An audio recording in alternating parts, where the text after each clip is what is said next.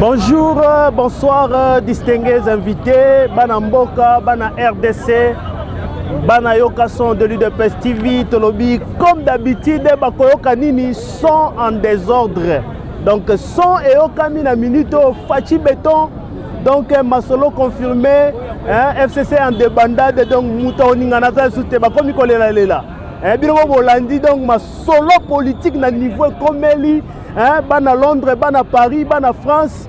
Bilomo Boyebi, Maman Marie Meta, ma solo koto nenge tolobaki tokok sa bango son malgré biloko basala ki FCC au FCC les loba komi kolela lela nenge tolobaki.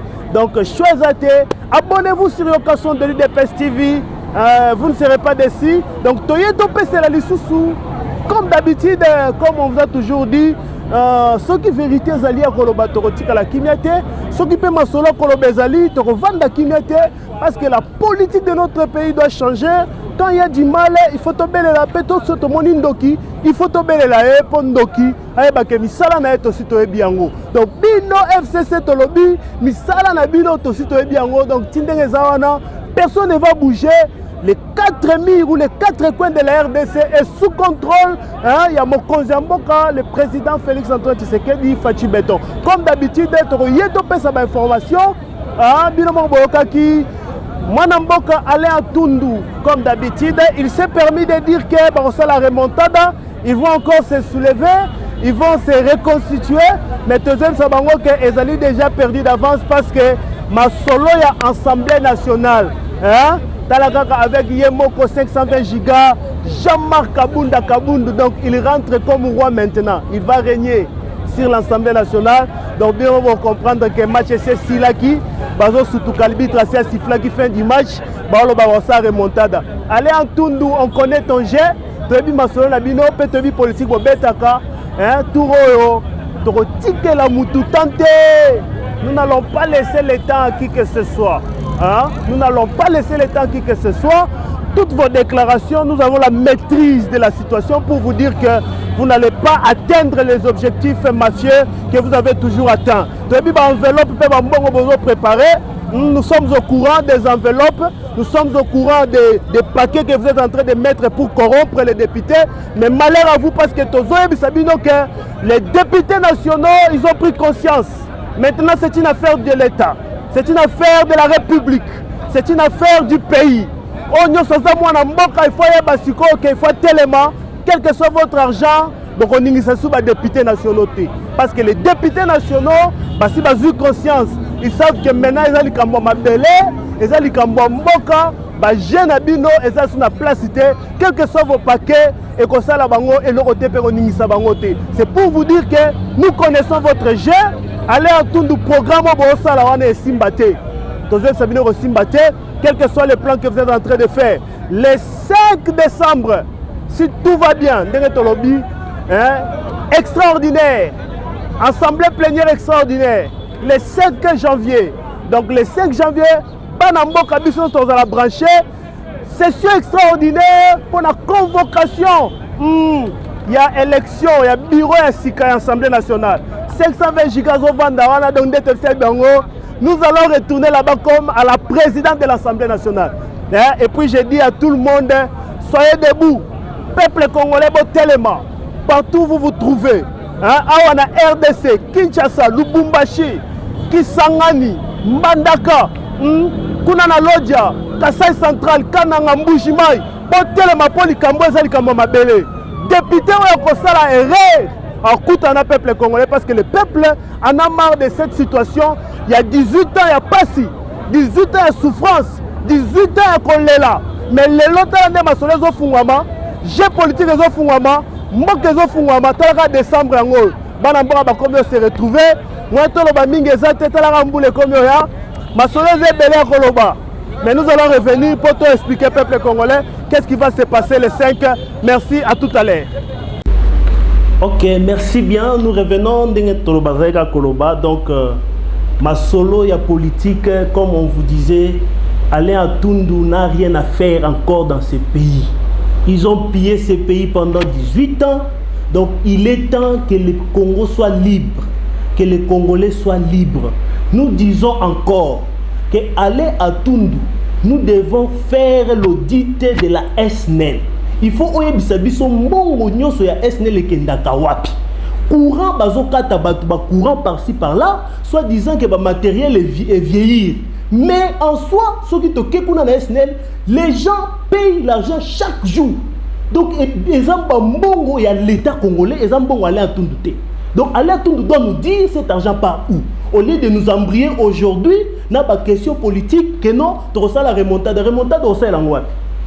Hein, monsieur Alain Toundou, on connaît votre façon de gérer ce pays, on connaît votre façon de faire des choses, on connaît la médiocrité avec laquelle vous avez été caractérisé pendant 18 ans.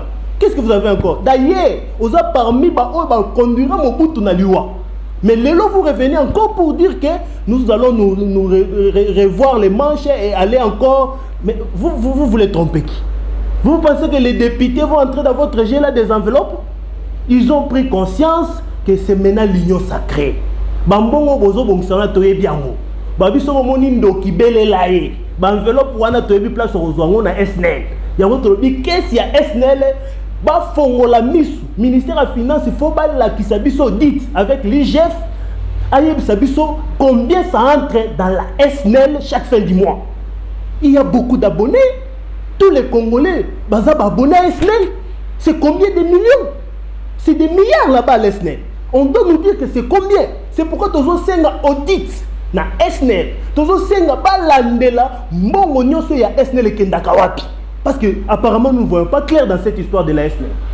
Allez à Tundouké parce que nous les combattants n'allons plus permettre que ce pays puisse aller encore dans la dégradation. Oh bino bozo nga komema biso nango hein mutu na bino bozo ekolobake akozala zala mande faza wapi. Faut botu na question.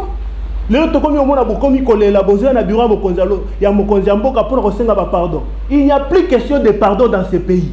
Vous nous avez trahi le pays et vous n'avez plus le droit de venir encore parce que le chef de l'État vous avez accordé le temps pour demander pardon et pour vous arranger et retrouver vos manches et avoir la conscience pour le pays. Et pendant 2 ans, vous n'avez rien fait. Et vous voulez venir dire pardon? Et ça la pardon ceux qui ont ben minako. Et ça la pardon ceux qui ont tamboué mwamba. Et ça la ceux qui pardon ya nani. Donc on dit mal tout pardon té. Chef de l'État zoyoka biso base tozoloba. Plus question de pardonner ces gens qui n'ont jamais voulu être pardonnés. Nous, la base, nous le disons, parce que tu es dit, besoin de briller l'union sacrée. Parce que l'union sacrée, le président de la République était clair, à l'objet que Ezali n'a qu'à gouvernance, il y a vision, ou Ezali vision et le peuple d'abord. Bino bozana pour nous briller vision, et vous venez maintenant demander pardon parce que vous avez dit nous disons non à cette histoire, tous les mafieux, ils seront bel et bien arrêtés et le pays va avancer. Bon, que non, ceux qui ont 4 coalitions, beaucoup paralysé Mboka. Les coalitions Koufi, beaucoup paralysé Mboka. C'est pour dire qu'il n'y a pas de super homme dans ce pays. Tout le monde a le droit de vivre la richesse de cette nation. C'est pour dire que aller en Tundu, il faut que parce que le peuple ne va plus tolérer la bêtise que vous allez comme ça. C'est parce que nous en avons marre avec ces gens qui nous ont fait croupir pendant 18 ans. 18 ans de souffrir, 18 ans de bana batangi na passe. Les gratuité et peuple comme ils ont soufflé, hein? Même tous les Congolais bazana RDC ba sentiment mon peuple na décembre A. Si vous remarquez, batubaleli les limité comme c'était auparavant. Pourquoi? Parce que quand la coalition qui s'est Koufi. Mais ceux qui sont comme ça les bandits, tout le monde va constater maintenant que le pays va avancer. C'est pourquoi nous n'avons plus besoin de bêtises. Il y a pardon. Oh, il y a union sacrée. Pendant que il se repentir, ils ne se sont pas repentis. Et il va encore venir pour nous embrayer dans cette histoire de l'union sacrée. C'est pourquoi Tolobi, Alain Toundou Kebanayo, le 5 janvier, l'issue du colo à l'issue. Tous les députés nationaux, vous devez prendre conscience. Vous avez besoin de conscience. Il y a des choix bureau wana. Il y a Mabé, bureau ya Kindoki, bureau où est Bomimboka. Bureau est compliqué pour qu'on a visé le peuple d'abord. Et vous voulez encore Bobo Kendelisu na salle besoin wana que non, nous allons faire la récupération politique. Il n'y aura pas de récupération politique. FCCC Koufi, Mboka s'est décollé, Union sacrée de Makam. C'est pourquoi nous disons, peuple congolais téléma, que la base du pays, au téléma. Tous les députés nationaux, conscience n'a bien téléma. Parce que bien je suis FCC, là-bas c'est la dictature. Tu es qui bino yango, kuna soki neni à lobby, ndeba kinyo sur lobby, amen. Kuna soki chadar à lobby, ndeba kinyo sur lobby, amen. Vous êtes quel genre de député? Est-ce que vous avez été voté pour Chadari ou bien pour Néhémie? Vous avez été voté pour le peuple congolais. Bon, qu'il ne commis qu'on s'attend à la déclaration, à l'air tout doux, à l'endabien dans l'enveloppe, parce que Bissop base ton condiment. Vous savez bien l'histoire de la loi Sakata Mina. Nous n'allons pas accepter que des autres zones soient en Boko. C'est pourquoi nous disons que les députés nationaux, bon, Zalaka même aussi besoin d'un ordre. C'est pourquoi nous avons dit nous n'allons pas nous taire. Il y a beaucoup Salama qui n'a Mboko. Aujourd'hui, le chef de l'État a pris une bonne décision en tant que garant de la nation. Il y a qu'on annonçait couvre-feu sur toute l'étendue du pays. C'est parce qu'il y avait des réseaux mafieux. Il y avait des réseaux qui ont voulu amener la catastrophe dans notre pays pour déstabiliser Mboka. Lui, en tant que garant, il ne peut pas permettre. Il y a une constitution qui peut être utilisée pour protéger Mboka Nabiso. C'est pour tous les plans où vous avez créé des fous par-ci par-là pour amener l'insécurité dans le pays, pour que jour il y avait à Noël, tout jour il y avait à bonne année, Bobo Mabatou, afin que Mboka ils la paralyser. Nous disons non et N-O-N en majuscule. Nous, le peuple, nous allons nous prendre en charge. Les 5 septièmes Tshisekedi du Amulumbaloba qui en gros, prenez-vous en charge. Nous allons nous prendre en charge. Dieu merci, aujourd'hui, Félix Antoine Tshisekedi, chef de l'État, Talakaka. Ma solo ko kumba manandenga ma sekité. Oya ko meka to ko nyataye. To ko nyataye en désordre. Les Rwandais faut bon tout na histoire. Toyebi ba jeune abino bo sali, bo profiter na moi coopération, to fongola bino moi vol. Un Rwandaise, avion Bandakoya Boye, besoin soi-disant économie, soi-disant ceci, pendant que vous venez, vous infiltrez le pays pour créer des désordres et créer l'insécurité. Tu as vu ma jeune abino, tu as vu ma place pour vous, tu as vu place pour Vandi. C'est pourquoi j'ai dit à la sécurité nationale, tous ceux qui gèrent la sécurité du pays, bon font la mise. Bon font la mise, bazana ba quoi la bomba Fandi, binope boye biango, bisope to biango. C'est pour dire quand la base connaît l'endroit. Donc sachez que vous avez déjà en débandade, ce pays appartient déjà à l'Éternel. Le président de la République a convié Kimboko Namaboko Nzambe. Le trône de cette nation appartient maintenant à Jésus-Christ. Donc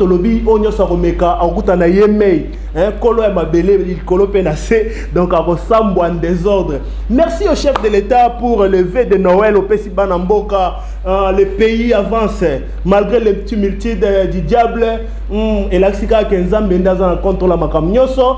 Donc tout avance normalement. Le peuple congolais est en train de fêter. Mais tu as binonde les 5 biwasi kezo bimamama. Bakolela. Mettre Nangère en action. Mettre Nangère en action. Donc bakolela en désordre. Neyoka salo baka. Bakoyoka son. Donc ce bêtis va continuer à matoyi. Finalement mutoto longola qui yenda zozonga. Son avezani. Donc vraiment merci bien. Moussale Salami Amakasi. Tout le peuple congolais debout. Vraiment, chaque fois qu'il y aura des vérités très profondes, parce que le peuple a besoin de la vérité, rien que la vérité. Pour que Mboka Nabiso et que Deliboso. Base et c'est telemi, binope kunabo telema, onyo sazolandanga atelema, lisu likolo ya lisu nandenga liboma. Donc nandenga jeté lisu likolo ya lisu. Ba manœuvre nyo sezo salama ezwa esikate na kati ya mboka na biso. Merci talakaka RDC zongi na Goa. Balobaki o RDC simbate lelo toko ko importer, toko pe ko exporter na États-Unis donc sans frais. Vraiment toko sumba désordre. Moi na lo bakute belé raté yo kaso se lo baki ngo toko sumba désordre. Maman bomisaka toilette parce que talaka bilo ka États-Unis comme ya boy free. Donc on somba to lata ba basket, ba Adidas. Par rapport aux États-Unis, président qui t'a en live, donc sans frais. Donc c'est-à-dire que le président de la République lobbying en macasse diplomatie top. Donc 2021, président de l'Union africaine, Fachi Béton. Voilà, donc ma solo diplomatie, c'est pour dire que le chef de l'État est en train de rassurer son peuple. Tout le peuple congolais est content maintenant d'avoir ici un président. Donc mon lobby, vraiment. Je ne croyais pas que Félix devait faire ça. Ah, président de la République, on ne croyait pas que tu devais faire ça. Lelo Saliango, FCC Koui.